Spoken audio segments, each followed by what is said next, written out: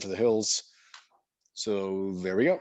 The meeting is henceforth being recorded, and we do this because we've established the YouTube channel during lockdown that allows us to publish the recordings of the meetings, which, you know, we've gotten a really positive response from the community that Monday nights aren't always the best for people with various responsibilities, and so they really appreciate the ability to go back and watch it at their own leisure, which I think is great. You're going to watch our meeting rather than like Queen's Gambit or something that I find much more thrilling. But in any event, that's wonderful. And so we'll put this up on our YouTube channel once we've commenced the meeting. So I'm going to share my screen as per usual, and jump right in to the deck for this evening. There we go. I am not going full screen so I can actually see everything. So Joe Vita, Joe Vita is our secretary on the board for the VNA for 2020. He will be monitoring the chat, and I will do my best to monitor the chat as much as possible. But if you wish to ask a question or speak and you don't want to do that audibly, please use the chat, and we'll make sure that we cover all that before we end. So good evening, welcome everyone. This is our December virtual Village Neighborhood Association community meeting. It is, I want to say, our 9th community meeting. I believe we are one of the only or the few neighborhood associations that have pressed on and had monthly meetings ever since the lockdown in March. And if I wear my politician's hat, I can say we were also the first to cancel our meeting in March as out of an abundance of precaution, because the writing was on the wall with COVID-19 and what was coming. And we didn't feel it responsible at that time to hold the meeting and host a bunch of people in a tight room that may or may not have, quality ventilation. So we shut it down in March and came back to life in May, I believe it was, before we had our first virtual Village Neighborhood Association meeting. So here we are. Welcome, everyone. We like this format, oddly enough. We know the community likes this format because, again, it allows them to go back and watch, and also allows people to, not have to put on pants necessarily to attend the meeting. So that's always a plus. My name is Eric Hoffman. I am the president, I'm going to say it one last time, of the Village Neighborhood Association for this banner year of 2020. I welcome you all. I'm excited. I'm going to do my best to stay composed and on point tonight. Please forgive any lapses in credibility. I had to put my 16-year-old cat down this morning, so it's been a rough 24 hours for our family, but I'm glad to be here with you all, and I'm looking forward to this meeting. I think this is going to be a great finish to the year, which hasn't had a lot of great things in it. But nonetheless, if you're just joining us for the first time, we've been following a pretty standard type agenda. The number one agenda item, which I just can't wait to get rid of, but it's going to be there for several more months, is COVID-19 updates. And then we're going to do a quick 2020 Village year in review. This was really intended to be kind of a feel-good thing. So, I hope you all feel good after we're done with that portion. And then we're going to invite our guest, Melissa, from the Jersey City Office of Innovation, to speak and introduce us to what they do. It's really a wonderful subset of Jersey City, and we want to hear more about what's going on there. And then we're going to have a development presentation. So this is a development at 454 2nd Street. It encompasses several lots across from PS5, the public school in the village, of course, and then finish with an open forum. So again, I'll say I did my best to theme the graphics in this presentation to try to be a little bit fun. I tried to sort of hit all denominations, so away we go. COVID-19 updates. So again, what we typically do is the Tableau is the Jersey City statistic board that you've seen, and if you haven't checked this, it's a wonderful database that Jersey City has I don't want to say reinvented, but they've added more metrics to it so that it's more specific. It's sort of shocking because, for those of you that have been on these meetings from the get-go, you'll remember that the curve, it spiked, it was flat, and it stayed flat as long as we could remember. And the unfortunate reality, as you can see on my screen here, is it's really not so flat anymore. So I know Robinson and I were talking the other day, and she said that Jim mentioned you just wait. Well, he's right. We've spiked considerably. If you take a look at this graph, just eyeballing it, we're not as bad as we were back in March and April, where there were some significant spikes of upwards of 268 cases a day. We're not far off. We're 218 on December 4, 204 on December 8. You will notice if you look closely, we are potentially going back in the right direction, but I don't have any specifics. I will just say that, it's likely that there will be some more restrictions imposed. As we know, indoor gatherings have been reduced to 10 people. There's a number of new restrictions that have been imposed. This is really just to say, we need to continue to be vigilant as members of a community. We need to continue to wear our face coverings, our masks, even outdoors, as is now the mandate in our state. And, honestly, it's kind of the only way we're going to beat this thing. I know it's exciting that the vaccine is rolled out. And anyone that watched the video of the young woman, I think she was a nurse, or I don't know if she's a doctor, but anyway, the woman that in New York got the first vaccination on camera today.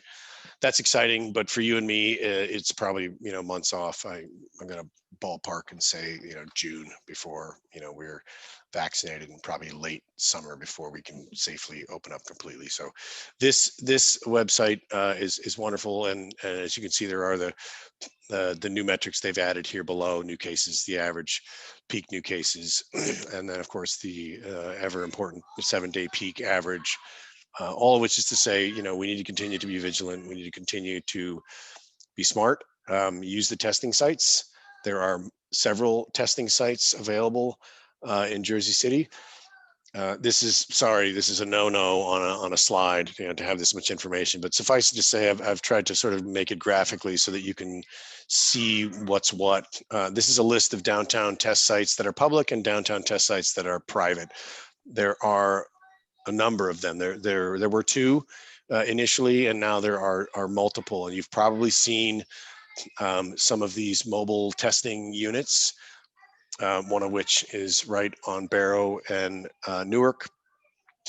There's another one that's popped up on 5th Street, the public safety headquarters. That's still my go-to personally. That's the free testing site at the public safety building on Marin. They've changed the orientation and the access to that particular site. Personally, I like it because the result, it's not a rapid test. It's the traditional PCR nasal swab test. They are the lab that has been contracted by Jersey City after we sort of booted one of the other labs that wasn't performing, up to our standards, shall we say. They had slipped to a 7+ day turnaround time. This is Mako Medical, and they're generally 72 hours or less. I will say that when the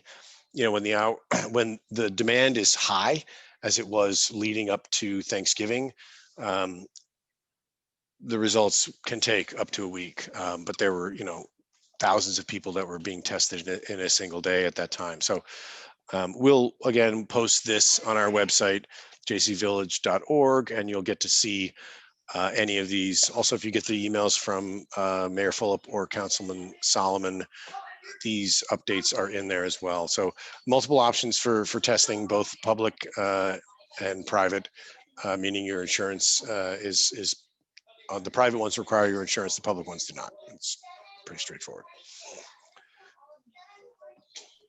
Okay. Honestly, and again, I'm sorry, I'm not like my normal jubilant self, but I'm going to do my best here. 2020, it's interesting when I started to think about, looking back at the year and what we've all been through and what we've have experienced. And I said this on the board meeting that we had just prior to this. I had, maybe one thing in the highlights and several in the lowlights. And in speaking with our board, I realized that there's a lot to be excited about, and there's a lot that we've accomplished in 2020 as a community, as a neighborhood association. Um, you know, and it's not all development oriented, which is sort of wonderful, right? I mean, those of you that, came to the meetings regularly at Casa Colombo remember that, there were months, month after month after month, where we had, an abundance of developer presentations, and they were all requesting variances, and it was always, a fight, and it was a difficult, slog ahead. But this year has been pretty special in that regard, I think. As I mentioned earlier, we've managed to have monthly virtual meetings. My company encouraged all of its employees to use its professional Zoom account and host any meetings that we want. So the Village Neighborhood Association has been using that format. We're going to look to get our own Zoom account after the turn of the year. But that's been a wonderful thing that we've been able to do. We created our YouTube channel, as I mentioned, which other neighborhood associations are looking to model after, because it allows us to post the meetings in a very public forum that anyone can access. We actually had an August meeting this year. We never do that. August is always our month off, but we decided collectively that it was just too important. In August, there was just too much information that was out there, and we wanted to make sure that everybody was informed. Because again, the Village Neighborhood Association, our primary goal is to inform residents. We want to make sure that you have all the information at your fingertips, factual information at your fingertips, so that you can make, educated decisions, and then ping us if, you have any questions in that regard. We established, with the help of Robinson Holloway, our wonderful board member, we've established a newsletter, and the newsletter has been going out bi-weekly. We were weekly for a small stretch that proved to be a little too onerous, but now we have a bi-weekly newsletter that is going out to hundreds of people, and it has a very high rate of opening that email. So we're thrilled for that, and it's just another way to help keep everybody informed. Early on in the shutdown, we supported restaurants. We as a board, we called every single restaurant food service provider in the village and asked them to update us on their hours. How do they want to be contacted? How do they want you to order? You remember, again, there was a whole discussion with the mayor, and it's still going on. But as far as third party, Grubhub, Uber Eats, Seamless, and the charges that they put on local restaurants, make it really difficult for them to see a profit with some of those deliveries. So, we contacted them all. We posted a summary on our website of literally every restaurant in the village. And I was, at least for one, surprised. There were a lot more than I had anticipated. But, again, that was just part of us trying to support local business and support restaurants and get it out there. And how do they want to be contacted? We continue to fight for no variances in the village. We continue to support the R5. We have increasingly realized that we've got a little clout in Jersey City as the Village Neighborhood Association, and they know, that it's going to be a fight with us to seek variances without demonstrable community benefit. So I think that's a real big plus for us. We also had Mayor Phillip on one of our early community meetings. It was the first virtual meeting that he had attended, so we kind of feel special about that. We've established a planning board protocol wherein we will not see any developments that have not been sent to us first by the planning board. So a little history on that. What used to happen quite a bit is we would look at the agendas for the planning board and realize that there was a project that affected, a number of us in the community, and no one had seen it. So we have a little bit of cleanup to do on that, in that regard. Like 98 Colgate, you'll remember, was an example of that, where it was an administrative amendment that, was a little bit more than administrative in nature. because it affected ultimately the visual height of the building. So we need to do a little cleanup there to make sure that that's always happening, that we're not seeing anything that pops up on a planning board agenda that we haven't seen. And finally, two other highlights for us. We became a 501c3. Yay, thank you, Irene Barnaby, for your tireless efforts in that respect. So things are going to change a little bit, after the turn of the new year. With regard to format, we're going to have to start with a little bit more formality. I'm not going to go to the full Robert's Rules of Orders because I just find that obnoxious, but we will have to start to do a little bit more in terms of like meeting minutes, recap of prior meetings, just being a little bit more regimented now that we are in fact a 501c3, and we have to file taxes, so we got to figure that out. And the last one is Mary Benson Park. There's been some monies that have been put forth for Mary Benson Park to do a renovation. We of course have always talked about and envisioned a much larger renovation. We're going to see a little bit more on that, have some more discussions internally on that as we come into 2021. Thank God. Lowlights, I'll hit them. Pretty straightforward. Right before the world shut down, we were in full swing trying to plan what we called the Village Neighborhood Association Spring Picnic. We were going to have a community event at White Eagle Hall. We were going to leverage it as a little bit of a fundraiser, but we were also going to leverage it as a time for everyone to get together and enjoy each other, and good food that is made locally. But unfortunately, the world shut down, so that died. Obviously, we're not going to see that in 2021, so we'll shoot for 2022 to get together and like shake each other's hands and hug. Brunswick Lofts, so that's a low light of this year.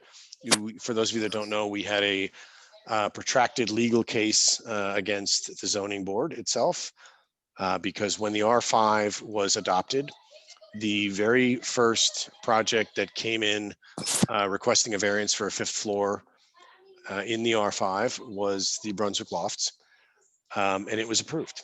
And just again, quick history on this. We spent years working with planning and developers and the community.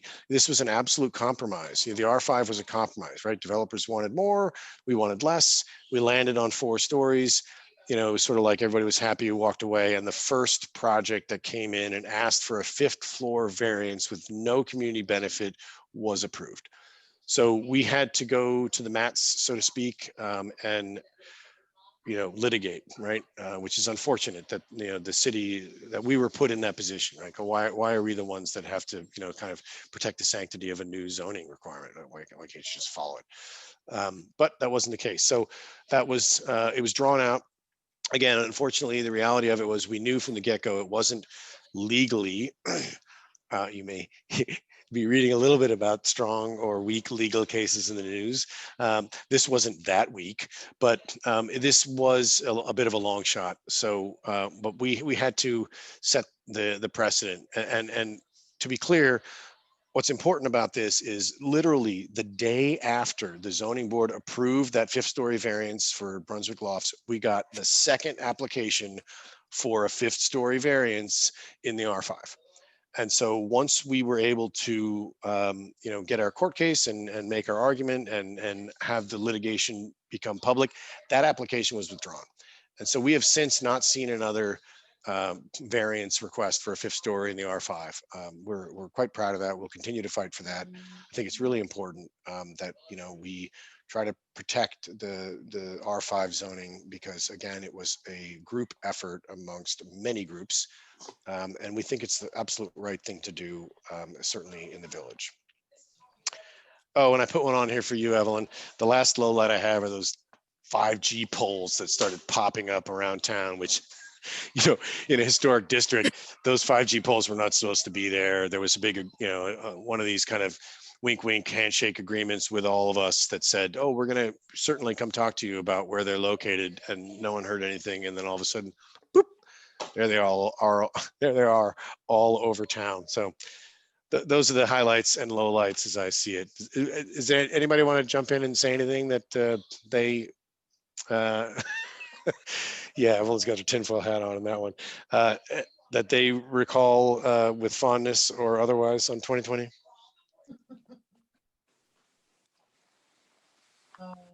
Oh, Lou, I see you got a question on the antibody testing. I don't know, man. I think the antibody testing can be done still in the private sector. Hello, Ma. Eric, I think today was a pretty special day. Look at the wall.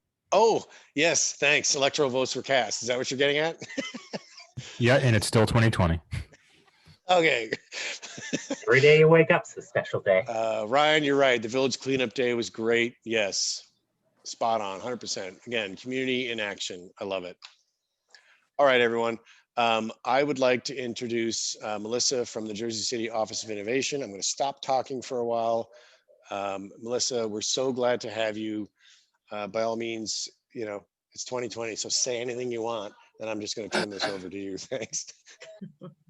Well, thanks so much for having me.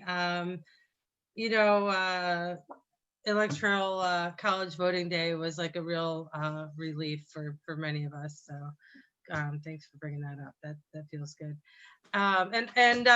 Eric already mentioned one of the things that my office does, of which there are many, but right now they're a little bit focused. That COVID dashboard that you were looking at earlier comes out of my office. So actually I have put up some screen share stuff, and if anybody— Go right ahead. Yeah, I stopped sharing, so you're welcome to take over. All right, cool. So feel free to just— actually, I don't really use Zoom very much. We use Microsoft Teams. Oh, Teams, So I'm not— yeah. oh, there we go. Share. Okay. So I'm not totally sure what I'm doing, but I think it's the same, right? I mean, just hit share, right? Yeah, okay. You got it. So, okay, great. So this is our COVID dashboard. We've been keeping faithfully since March 5th. Of course, it has changed over time, but this is it. This came out of your office, Melissa? Yes, sir. We have been showing this every single meeting since the world shut down. So thank you. This is absolutely wonderful. I'll take that. I'll take that because, you know, every single night at 8 o'clock, I get an email that has the day's numbers on it. And I got to tell you, some days it has been traumatic.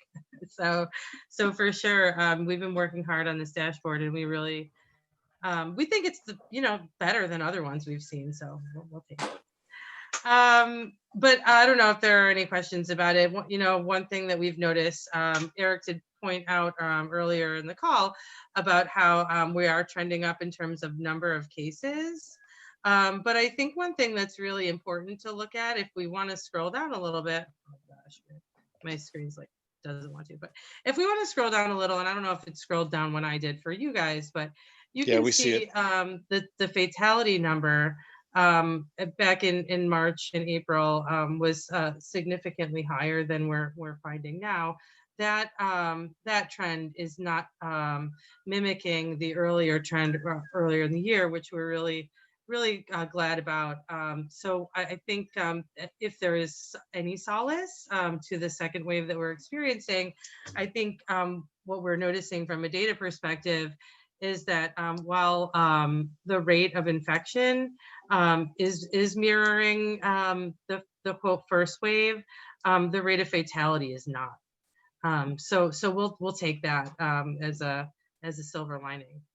Hey, Melissa, this is Jason Eddins. Quick question, just because I've seen these numbers, and I first of all, super grateful for you guys putting this together. Like, we're super proud of this, not necessarily of the numbers some days, but just super proud that we have this data. So thank you. So just to ask a quick question, because I've wondered about how, do we have any idea why the fatalities are lower now with the relatively same number of infections? Is it because of the antibodies we have now, or we just have more information on how to treat it, or what?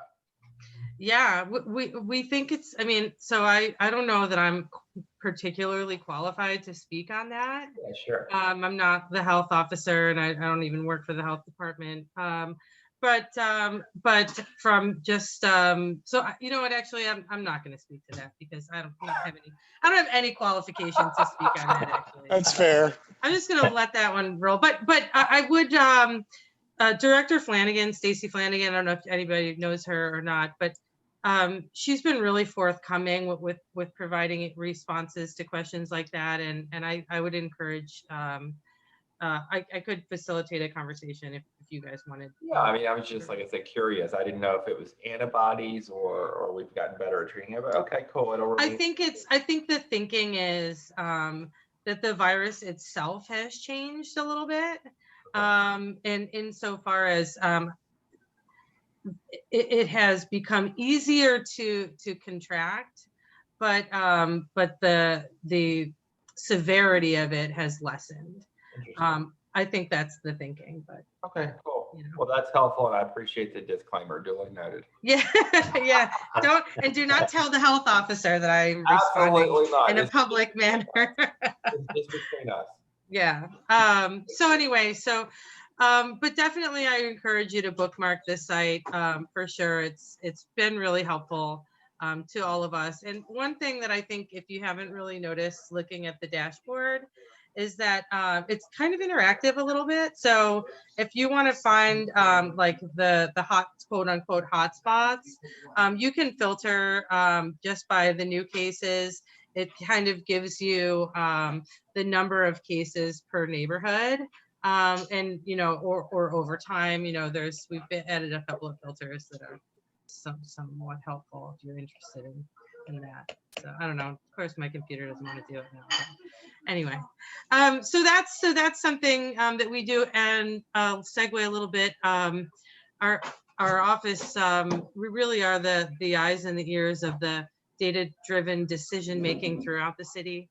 Another area where our work has been really helpful is with the composting program. I don't know actually if you guys have a composting drop-off site that's really close to your neighborhood. Do you? We do. We have the one in front of the Brunswick Garden. Oh, Brunswick Garden, right. And okay, right. And not too far away are the Hamilton Park. The Hamilton Park spots too, both of which have been really successful. So great. Brunswick Garden really was like a trailblazer for us. Actually, what I love about Brunswick Garden is that we really thought that we had to spend a lot of time kind of educating residents on like what the program could look like and what it was capable of and what we were capable of in terms of diverting organic waste from the waste stream. But really, Brunswick Garden just showed us that we don't.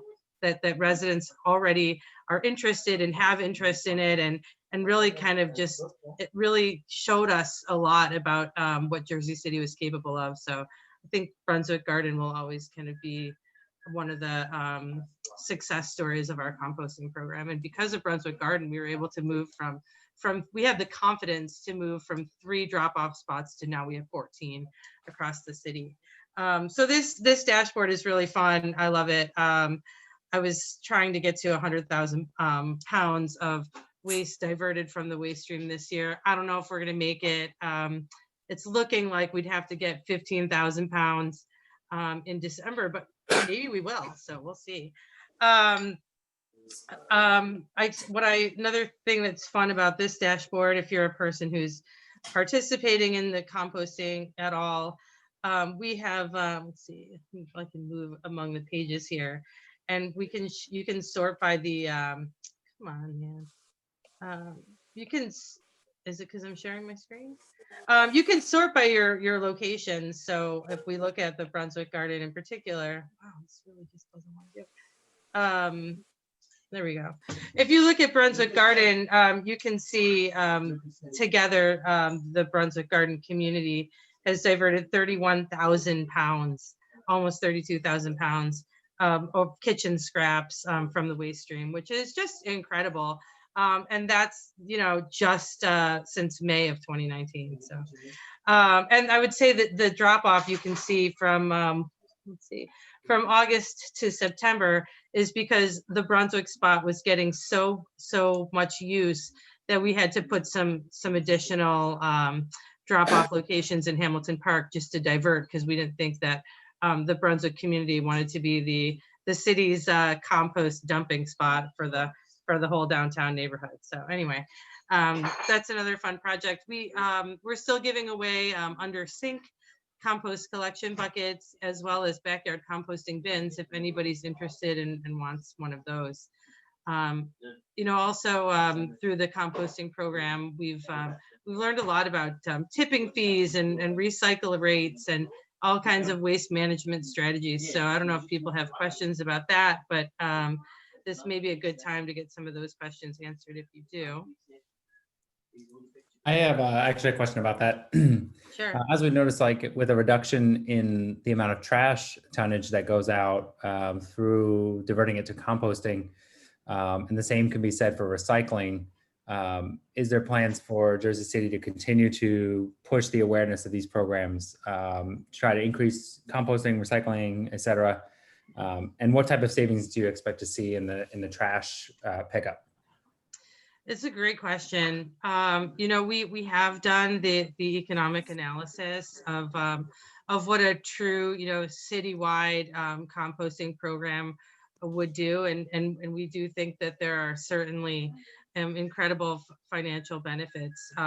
However, at this stage, there is no infrastructure for Jersey City to do like a curbside program in the same way that we do recycling or regular trash pickup. So for example, if Stephen Fulop said, hey, we're gonna put a policy out effective in January that everybody's recycled to sort their trash, and that includes the kitchen scraps, there's nowhere to take it.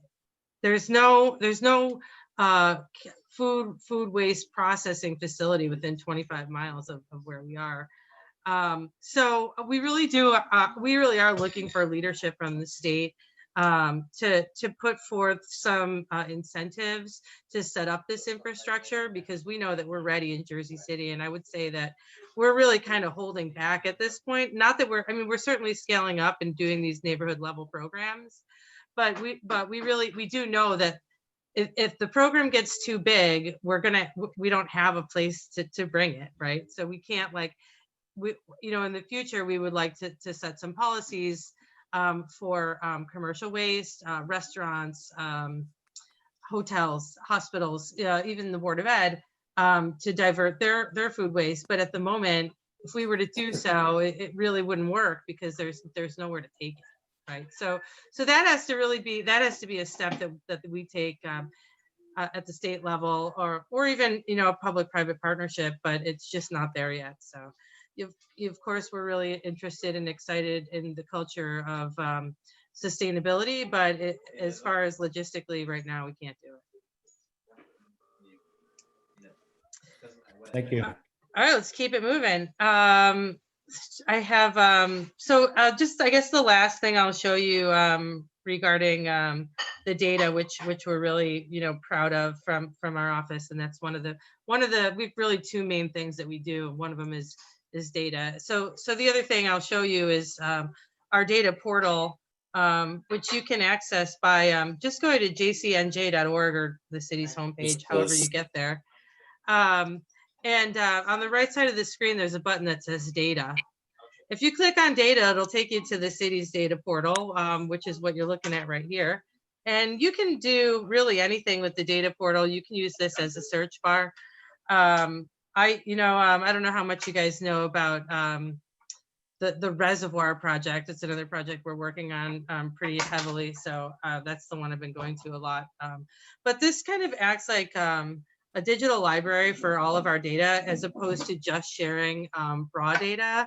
So we have a couple of different ways that we're using it, right? You could type in for basically anything, and you'll find these sort of file cards that have that just have, this is the reservoir documents, basically anything. We have a lot of public participation in the reservoir project. So we're just putting up everything that we have that people might be interested in on the data portal itself, so that anybody who's interested can really, kind of get up to speed based on what they're looking at, right? So for example, maybe something interesting, the fence design.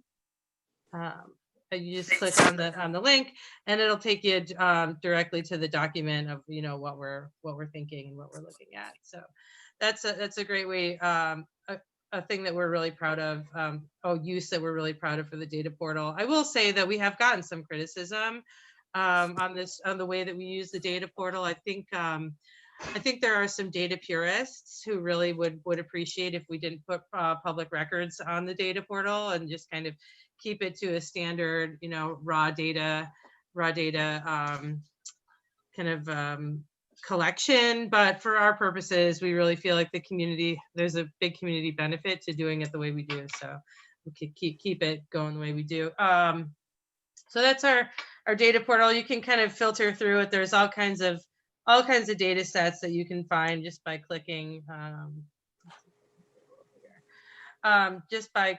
clicking on the little tab. And another thing that's really interesting about it is that you can make your own using these tabs at the top. You can filter through the data and make your own maps. So for example, if I click on make a map, move my little picture, I can click on add a data set, right? And I usually like to pick the ward map first. So if I let's see, I think it might be,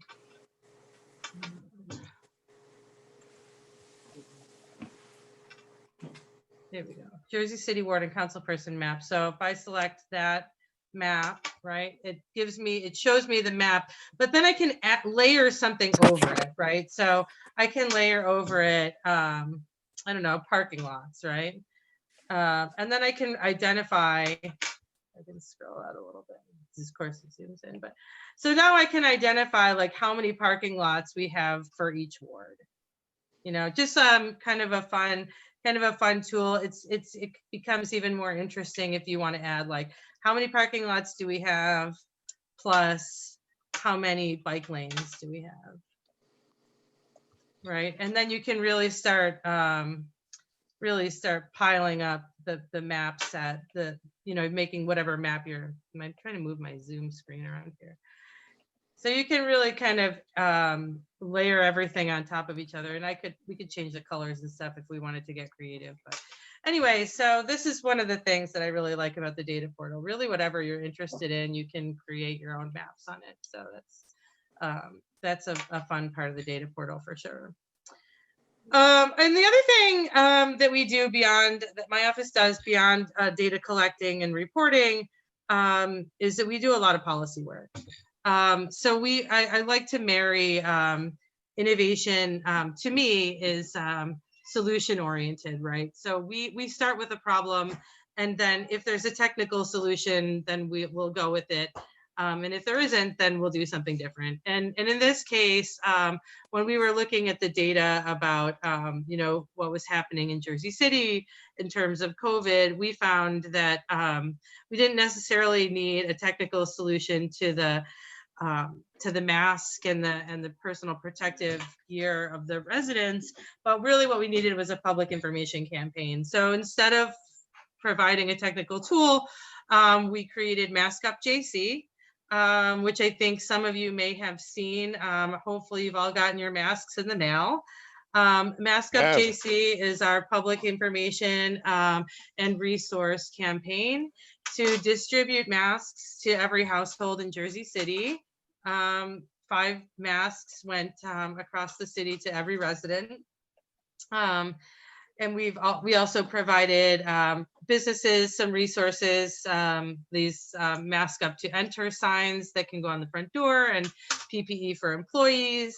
You see Mask Up JC kind of all over the city, billboards, social media, on the bus shelters, on the kiosks, just really trying to blanket the city with the Mask Up information and logos.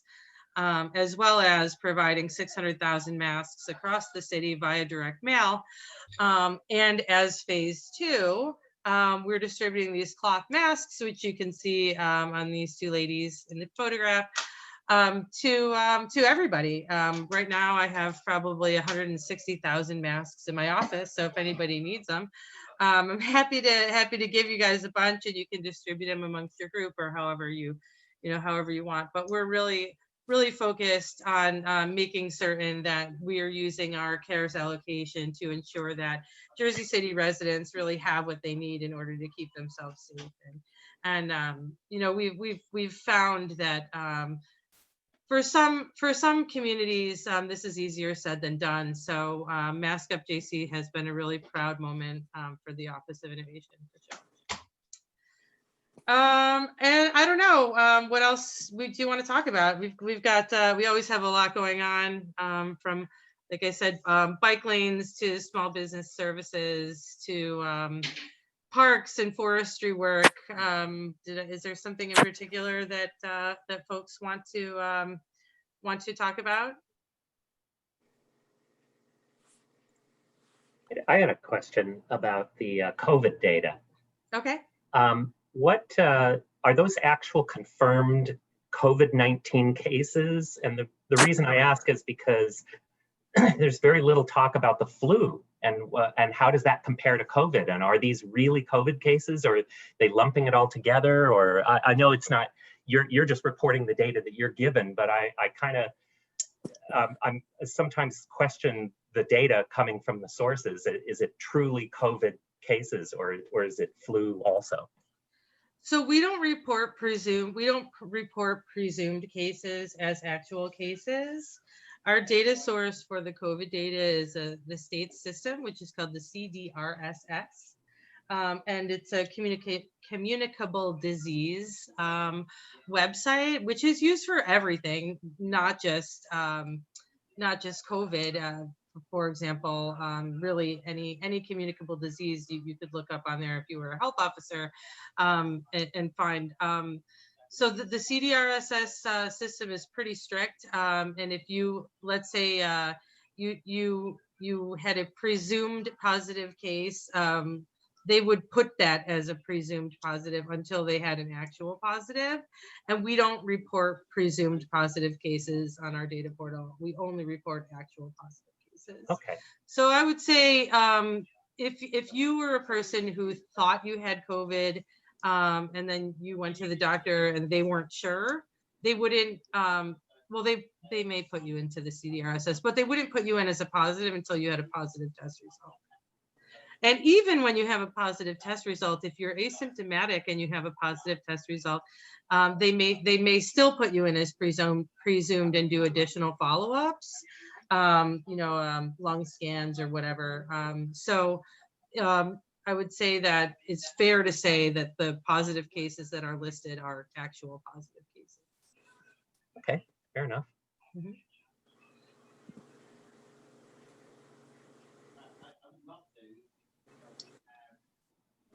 Melissa, I have to say, I honestly didn't know that all this came out of your office, because I do feel everything, like, Eric. yeah, clearly, I feel like the coolest stuff that I have found to be able to present to the community, you are now taking ownership of. So kudos to you. Like, no, honestly, like that Tableau, when I found that database, I was like, oh my God, this is like, Shangri-La. Oh, this man, is it. thanks.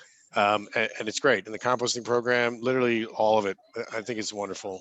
That's great. I really appreciate good. you saying that. It's funny, somebody said to me once, our office also manages the grants and fundraising, and so we communicate a lot with funders. And we had a group come in from an organization called Made to Move. We were talking about some parks funding, and he said, wow, you have like the coolest job in America, or what? And I was like, yeah, man, I do, definitely. I mean, definitely changed with COVID. It became less cool with COVID, but it's still a cool job for sure. I really do like to say that everything cool that happens in the city comes out of our office. Well, I'm happy to say that on your behalf. It sounds legit after this. Yeah, for sure. So I'll put my email Yes. address in the chat, and I can Yes. see that some people are looking for masks. So if anybody wants to pop over to City Hall, just shoot me an email and I'll put a package together. That's wonderful. Melissa, thank you so much for your time. I really appreciate it. I was just going to say, everybody, please, as always, if you leave this meeting, wake up in the middle of the night, whatever it may be, and you have a question that you didn't ask, please send us an email to info@jcvillage.org. Or directly to myself. We got you covered. We'll get you the information that you need. I really appreciate your time, Melissa. This has been wonderful. Sure. Thanks, guys. I'll hang out for a while. Yeah, cool. All right, so I'm not going to do my Michael Buffer voice, but this is the main event. Melissa, not that you weren't the main event. You were the main event when it comes to, information and what the city is doing for the community, which is absolutely spectacular. Here, I want to get into the development presentation that we have slated for this evening, and that's going to be the last thing that we see tonight. So as you can see in the graphic here, that's not the fabulous building that they're building, but in any event, this is 454 2nd Street. And Esri and Russell, if you will just allow me a moment. Esri, not too bad, right? I said 8:15, it's 8:21, pretty close. All right? good, all good. Thank you, sir. Yes, of course. I'd like to just give everyone a brief history of this, and then I'm going to stop sharing. Russell, I assume you're going to want to just take over the screen and share the development proposal as you go through it. But this this site, for those of you, gosh, you know what, I probably should have had this teed up, and I don't. But as I'm talking, I'm going to just do that. This is the site across from PS5, right? And what I want everyone to be aware of is, we've seen multiple iterations of proposals for this particular site. And the proposal that you're going to see tonight is unlike anything that we've seen before. So in other words, just again, brief history of the world here. The first proposal that we saw grouped all the lots together, as it does in this proposal that you're going to see this evening. And it was a 5-story building. And it was a 5-story building that, combined all the lots, right? So right now, what we're talking about, so here is PS5, right? Rents Park Playground, the unofficial dog run, and the empty lots that have just been here forever. So it's this site, okay? Now, this building is basically imploding on itself. Just gravity will take that building down eventually. That one, 452, is part of this development, and that garage 162 is part of it as well. And these are the remaining buildings where we have some longstanding residents of Jersey City, whom we know and love, that will remain. So the first proposal that we saw at this property was, again, a 5-story building. It took the entirety of the lot.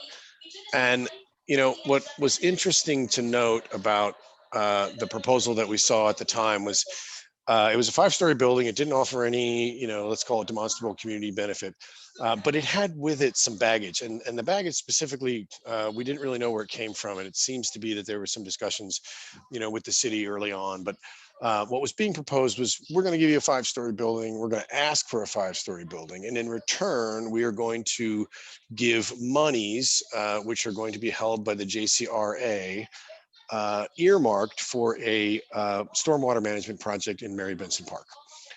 Now, the JCRA is the only entity of the city that can actually earmark funds for a specific project. However, we didn't have any specifics on it. There was no engineering done. No one ever presented anything that said, this is exactly what it's going to be. And number two, there was just no, assurances that there was a timeline in which it had to happen. And furthermore, that there were assurances that it would actually ever happen, right? So, that led us to push back and alert the development team that, hey, you guys are in what is currently the Marcellus redevelopment plan. So redevelopment plans, RDPs, as you know, they trump current zoning, right? So while this was sitting in R1 back in the day, now R5, none of that would have mattered. The Marcellus redevelopment plan would have ruled. As it turned out, the Marcellus redevelopment plan had the exact same language that the R5 did. It allowed 4 stories. So at the very first presentation, we said, guys, you're in the Marcellus redevelopment plan, and it only allows 4 stories. So the response that we got was, okay, we're going to go back and try to work on that. So what ended up happening is they started to go through the motions of going through to city council with the goal of amending the language in the redevelopment plan to allow for that 5th story. And somewhere along the way, things just went completely off the rails. More interest got involved. So the money to the JCRA was still on the table. But Councilman Solomon had some conversations with the developer, and he's trying to champion affordable housing. So he asked for 10% affordable housing, which would have been 4 units to be included, and all of a sudden things were looking a lot less attractive for that particular development group. So all of that to say, long way around, that what we're going to see tonight, I'm just going to say is, it's an exciting development because it's as of right. They're not asking for variances. They're asking for an engineering variance to move the transformer, but they're not looking for the extra height. They are required to do 0.5 to 1 parking. They are proposing 1 to 1. So as a preface, I just want to say, in that highlights and lowlights, I'm going to put this in the highlights of 2020, because this has been a lot that we have all been staring at. It is dilapidated. It is awful. It needs either remediation or to be capped. And we're tired of looking at it. It's been a long, long time. And while, as I've said before, we are perfectly willing to go to the mat if people are going to look for variances for height, especially at the location like this. This is essentially another Crescent Court, right? And Crescent Court is a 4-story development. And what you're going to see tonight from Mr. Schechter and Mr. Bodnar is a 4-story development. And so I welcome you guys. Go ahead and take it on over. Show us what you got. Russ, I think would be best if you take over as host. Is that okay, Russ? Yeah, I'll take it. I'll take over. I got. Okay, so Eric, you want to pass it to Russ? Oh, he's got the ability right now. Here you go. Oh, you do, everybody? Okay, good. Okay. I just had to stop sharing Okay. Are you good? Can you see it? and stop talking, as it were. No, not yet. Okay. Share. You can see it now, right? Yep. Okay. This is a rendering of the building that we're proposing. As you can see, it's a 4-story building. Like we were talking earlier, it's 48 units. It's 48 parking spaces. It will have a mix of 1, 2, 3, and 4 bedroom units. There's on the first 2 floors above the main, above the garage and above the amenities area. Those units are 1s and 2s mostly, a couple 3s in there. The top floor has a series of 3s and 4 bedroom units. So let's go back. Hey, Russ, just sorry, before you leave that image, if you could just go back to that really quick, just to orient everyone. This particular view is if I were, in a, balloon or hovering device floating above the playground across from PS5. So it's at the corner, essentially, of Marcellus and 3rd. Marcellus and 3rd. Yep. And so there's a street you got cut in the rendering, which I know rendering is always aspirational, but if you look at the sort of back left, that street isn't there. This goes against the next property. Yes, But that's somehow the rendering's not perfect there on the back. no, they never are. You guys are early, but I just want people to realize what they're looking at. This is the view from the playground. Correct. So yeah, as you look down here, it's going to be, like I said, if you want to keep on running for a moment longer, it's going to be a series of metal panels, some culture stone on the bottom, trying to make it a more modern approach to this building. We've not 100% sold on the colors we're showing here in the rendering. I'm trying to get the renderer to kind of change them before next month, and we're kind of working on that a little bit more. So let's jump back down to the plans. Here you go. We talked about this earlier.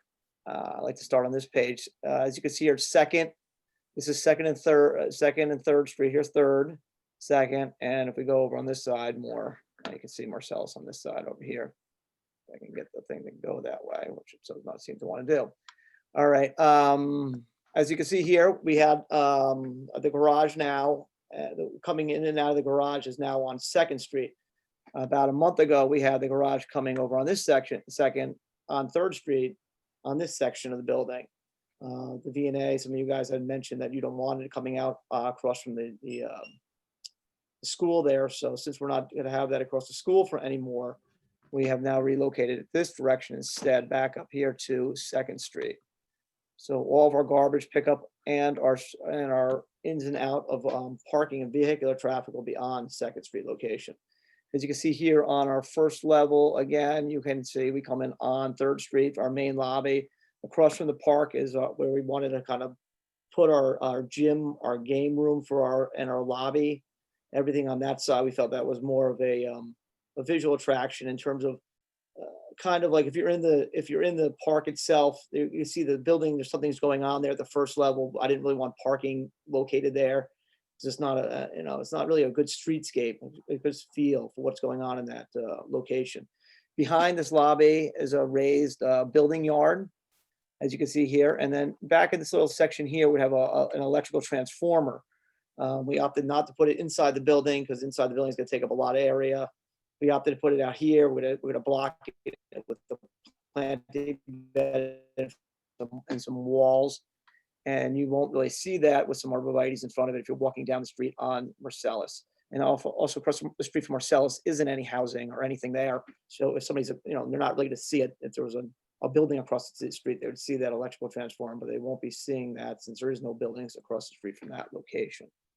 All right, if we go back down here to our main level, above that deck, it's you can see there's like basically a 2-building system. The one building on 3rd Street, another building on 2nd Street. They're connected with this bridge walkway located right here. And there's an entire raised courtyard here. So this courtyard is our main area for all the people. So we do have roof decks, but they're private roof decks. So this is a basic common area for outside space in the entire building, as well as the lower level common area space. There are some private terraces and private areas off these for each of these apartments that actually are adjacent to this courtyard. We did that so we could have as much outside space as we can in the location of pandemic now and the problems with not having outside space. I try to put as many terraces and little terraces as I can on this building to gain some outside space as well. So we go up to the third level. The upper level here, it's basically the same as that level. There are some little decks and terraces on this level as well around the courtyard only, and again around the other courtyard on this side. So as you can see here, this is basically 1s and 2 bedrooms on these floors. When we get to our top floor level, these aren't 100% designed out. There's 3 bedrooms and 4 bedroom units, quite large, 1,700 square feet. Some of the 4 bedrooms, some of them are even larger at 2,000 square feet. And we have a really large one here, like 2186, which is a really large 4-bedroom plus unit. So we're looking to sell these units, and hopefully we have people that are interested in these large, like basically a large family style unit on the upper level. If you come back down here to our facades again, you can see kind of this is more of the 2D look of our facades in terms of what we're planning on doing. You can see, as you can see along here, it's a lot of metal panels. We have some green screening in the front where we'll have the green mesh where the plants will grow up from the ground up. We also have some plantings all along the lower level around the property, as well as street trees on both facades. You can see here again, this is the cut version of that. That's a full-on cut of the whole building. On the lower section is a key of that 3rd Street level. And again, here's Marcellus. We have some panels here. You'll see the existing 2-story buildings on Marcellus, and you'll see our building on the backside. We don't have windows on this, unfortunately, because it's on our property line, but we are going to decorate this up with some panels with different colors on those panels to try to give it a nice feel until probably one day these buildings along those properties will someday be developed, considering they're only 2 stories and they're in the R5, which they can be able to be 4-story buildings. So I envision one day somebody taking those over and doing something with those. So as we can see here, here's the 2nd Street elevation now. You can see our garage door is located on the 2nd Street side.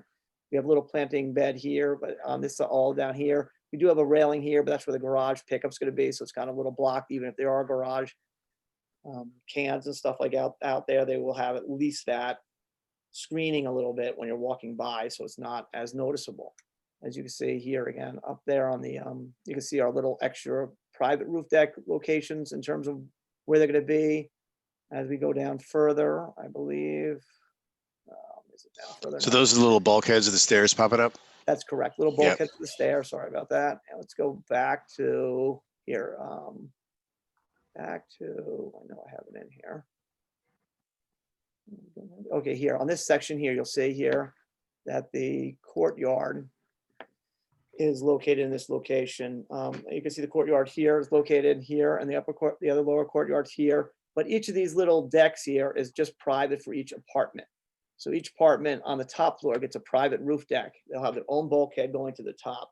We do have the stairs and elevators going to the roof deck, but there's no to these rooftop here. But this is the elevator mechanical room. There's no actual elevator going to the roof, and these stairs go to the roof, but there's no actual public area on our roof. It's just private roof areas with these small.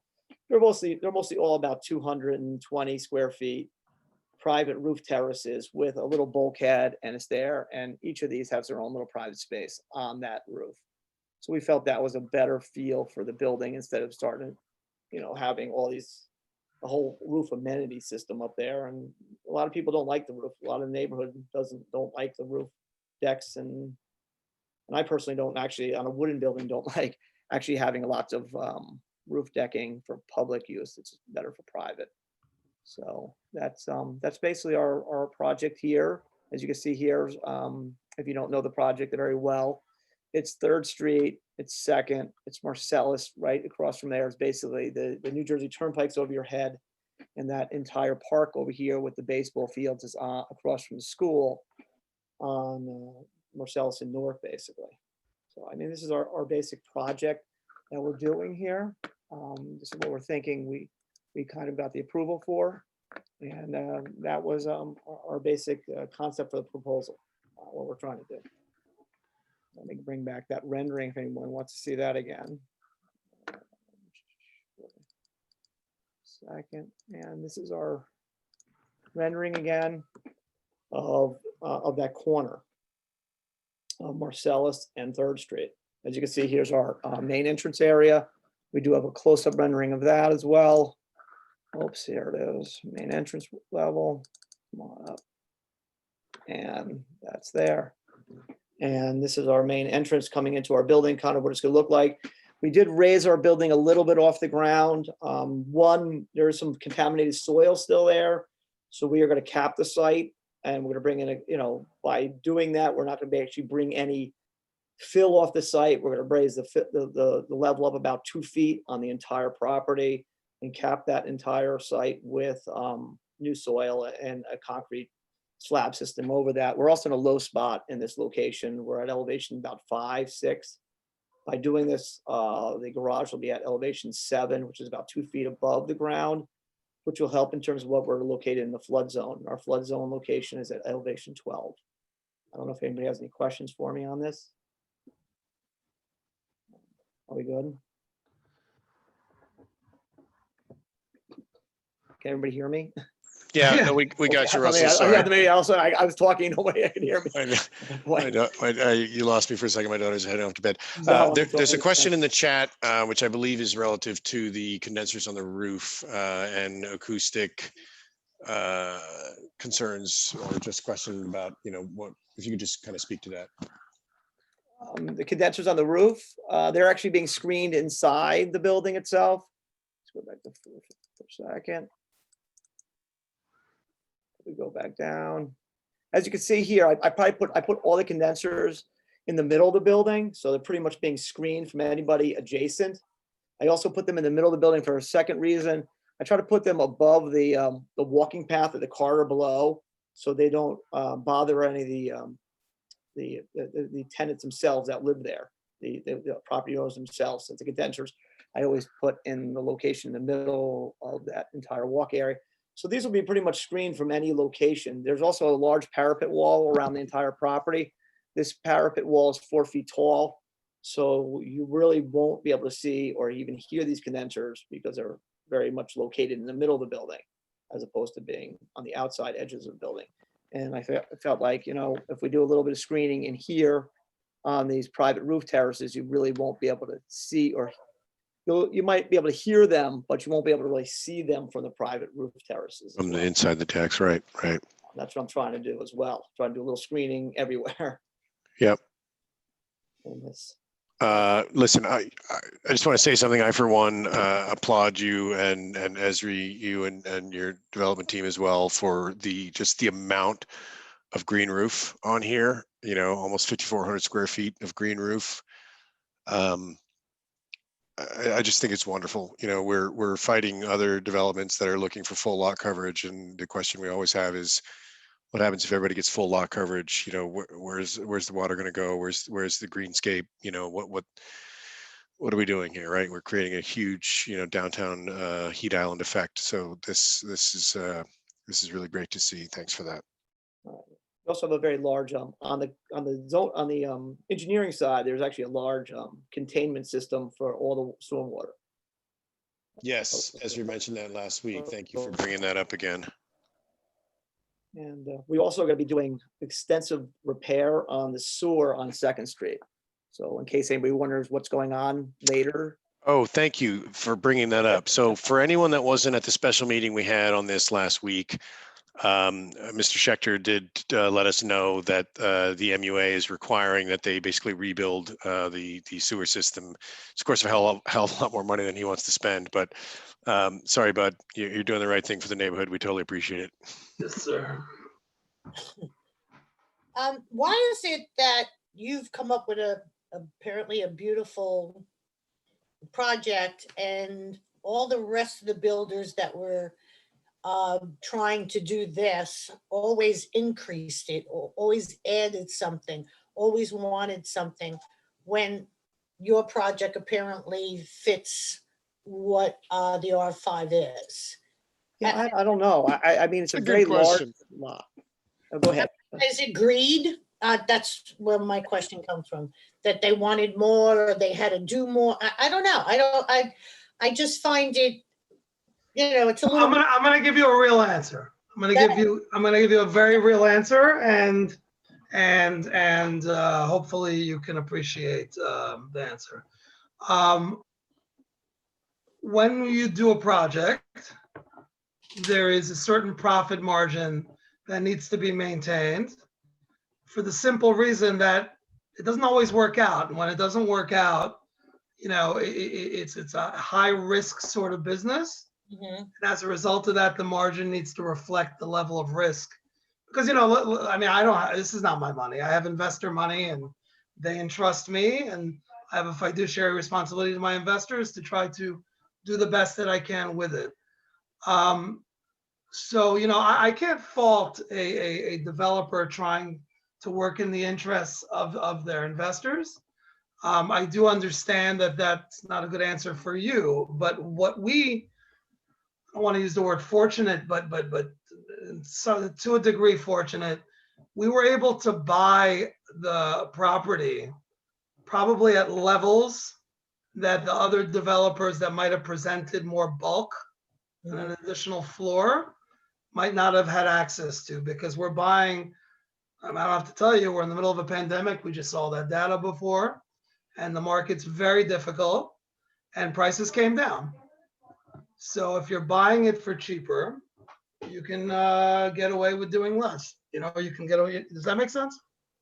Yeah, it does. I'm just surprised Mr. Mealy let it go for whatever your price was. Oh, you know, I've been plucking at that guy for years. Yeah, it's And for a lack of a better word, you know, plucking sounds. That's funny. Well, it's true. No, plucking is the right. I chose that word properly, like this. Yes, you did. Yes, you did. Going at him like this. I appreciate that one. For about 4 or 5 years, we're going at him. So. Closed mouth don't get fed, baby. Well, he's been around for years too. Yeah. So, yeah. So I know John and. Yeah, nice people. Very nice people. I have a question. With the first off, I couldn't agree more with the sentiment that Eric puts forward, that this is just a fantastic project. It's a good breath of fresh air to what the norm has been for so long.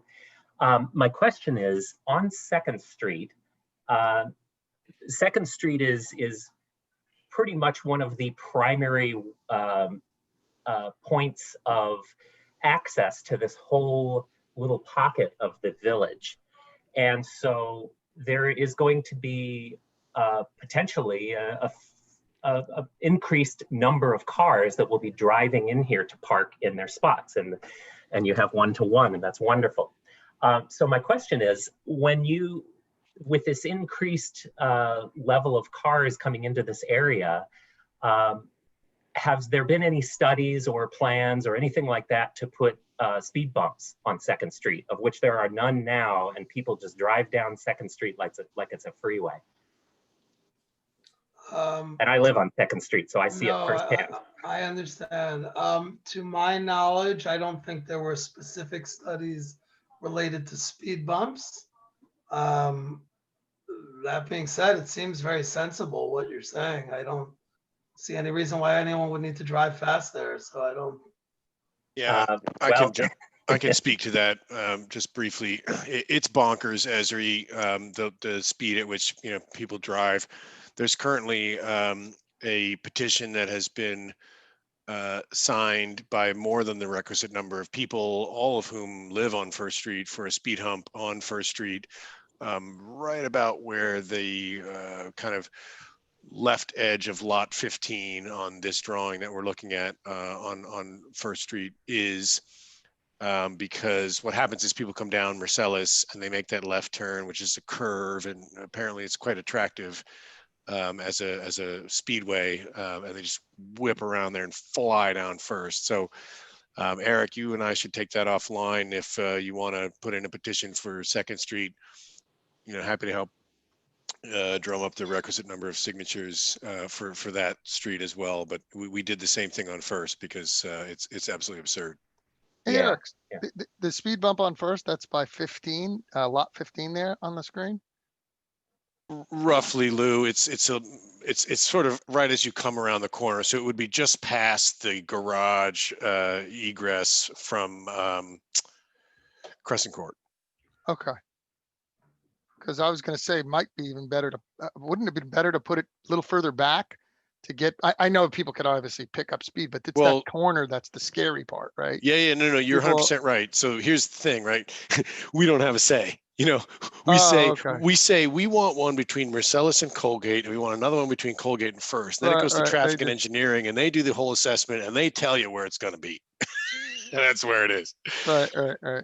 So I agree with you, and I would love to, like sit there and look at a drawing and talk to a traffic engineer and argue the benefits or otherwise of, specific locations. But the reality of it is traffic and engineering is traffic and engineering. They're going to do their study, perform their work, and let us know where they believe the optimal location to be.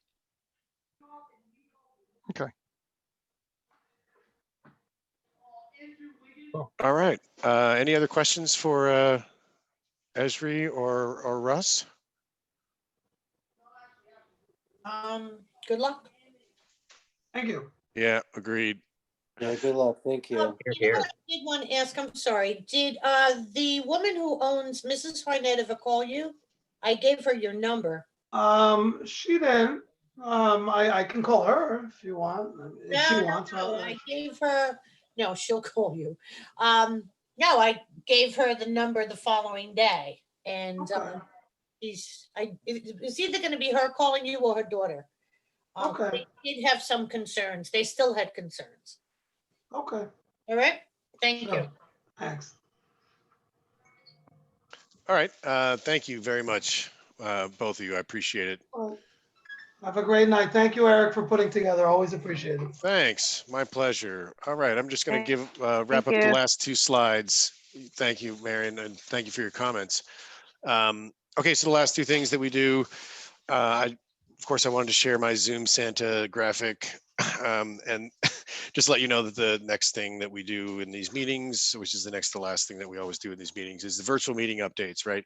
So again, one last time, there's no mystery to this. You can just go online and type in your jcnj.org to get to the city website.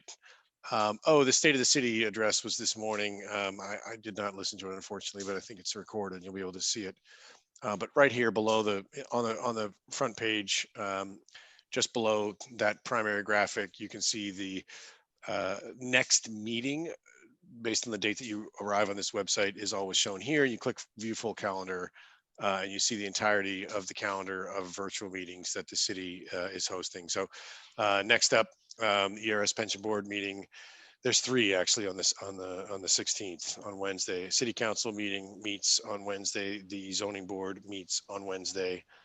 And then the ERS again on Thursday, and that's it. It's lights out for 2020.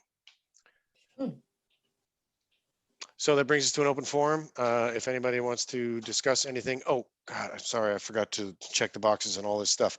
So again, 2020, it's COVID, the world is different. We're all in lockdown.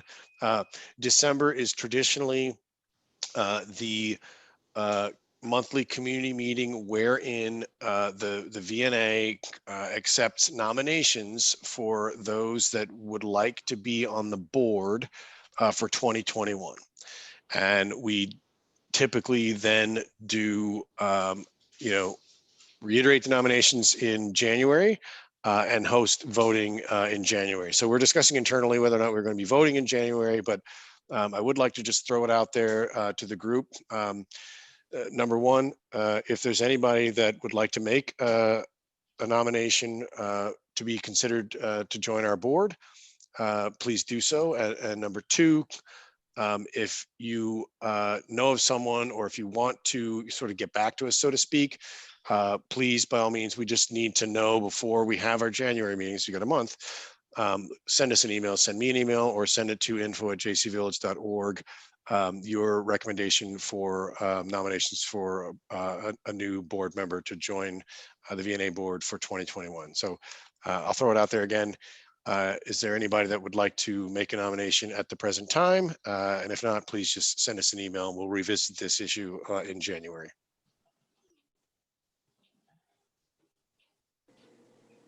It's so funny because this is like so much less awkward when we're all standing in a room together looking at each other. It's something that, it's part of being a neighborhood association and being a public entity, and now that we're a 501c3. So, okay, I didn't hear anyone. It's fine. Hold up, Hoffman. Oh, Mr. Teeters. Yeah, you couldn't stop yourself. I was just waiting for you to stop yammering. Just a quick update from First Street over here. The porch pirates are out in mass. I did happen to catch one the other day on Brunswick in between 1st and 2nd Street, shoved him into the wall, and I ended up robbing him myself because I thought something he took from my pocket from my porch was in his pocket, but it was something he took from some other porch. But I have that, and also what he took from my porch. And I've now set up I don't know if, is my camera on? Can you see me right now? Sadly, yes. You can, right? So here we have, We are just recording for some this, fun, FYI. guys. Here is my package. I don't know if you can see the wire attached to it that will be running into the house with my jingle jangle can on it. So this is going to go out tomorrow while I'm home teaching these kids school. It's going to sit outside, and we're going to go fishing. Love that. For a little bit of porch pirates. Absolutely. Now, Love it.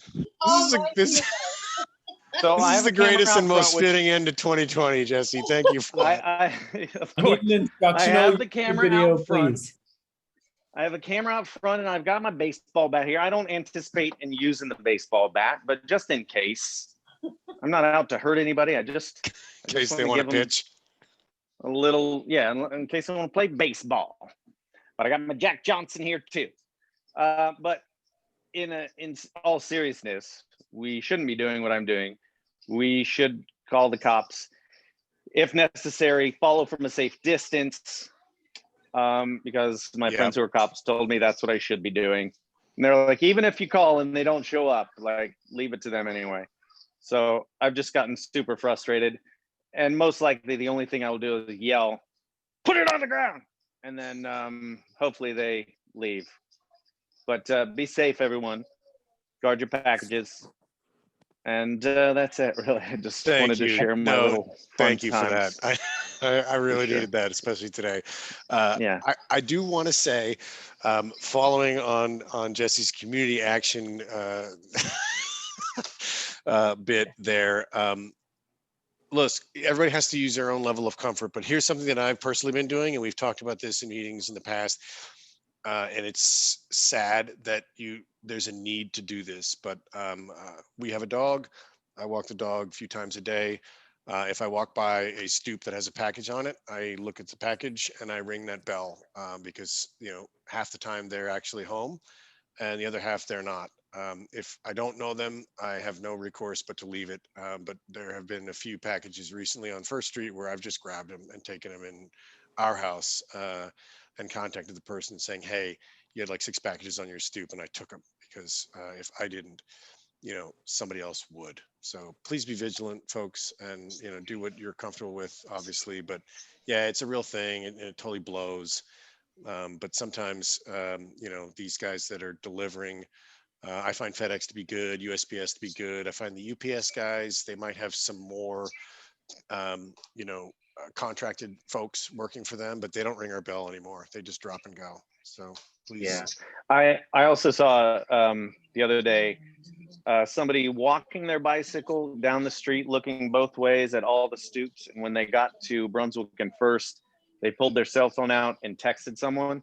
So I went outside to watch what was happening there. And then I walked up and down First Street and did exactly what you did. I rang, knocked on the bells, and put whatever packages were on the top stoops down underneath in the basement area, because that's if it's always like a crime of opportunity, according to my camera anyway. Somebody will drive by or walk by and look, and they'll walk 10 meters away, and then they'll come back and get it real quick and then leave. So I'm always just hiding stuff. But it did feel good to catch that guy, I'll tell you that. I'm sure it did. And man. I didn't Thank you mean for to that. rob him, but I did. So I'm going to finish that. The piece of the story that Jesse didn't tell you, which he told me because we are friends, and he told me this story, was the guy was holding a cup in his hand, and Jesse knocked the cup out of his hand. It was a plastic Starbucks cup. Plastic Starbucks cup that he did not know until he saw it broken on the ground that it had his daughter's name on it. His wife had bought his daughter that cup, and in his frustration with this package thief, he happened to knock it out of his hands and realized, oh, that was actually mine. That was mine. Yeah. So I broke it and then robbed him. Please be safe, everyone. But Jesse, I don't want to report on this phishing next month. Okay. Okay. All right. Wait. Question here from Ryan. What do you got, bud? First floor commercial space of Mill Rocks. Oh, is that the Turnpike building? The building that had these unbelievable aspirations of looking just like the Turnpike, and yeah, they succeeded. So great. You got a crummy building. Yeah, we think that's going to be, what did we say, Irene? Convenience store? Oh, I lost her. Evelyn, anybody? Oh, the triangular lawn. Yeah. No, the Turnpike building thingy, 361 Newark. Yeah, Evelyn said it would be a deli or convenience store. There you go. That's all we know. That's great. Thanks. Sure, bud. And we don't get a say. We can just complain about it afterward. All right, everyone. Thanks. Listen, I love you guys. This year has been great, and I appreciate everyone being so supportive. Stay safe, and we'll see you next year. Okay. Thanks, Eric. Sorry. Thanks, everybody. Thank you, Eric, for being an amazing president all year. Thanks, Robinson.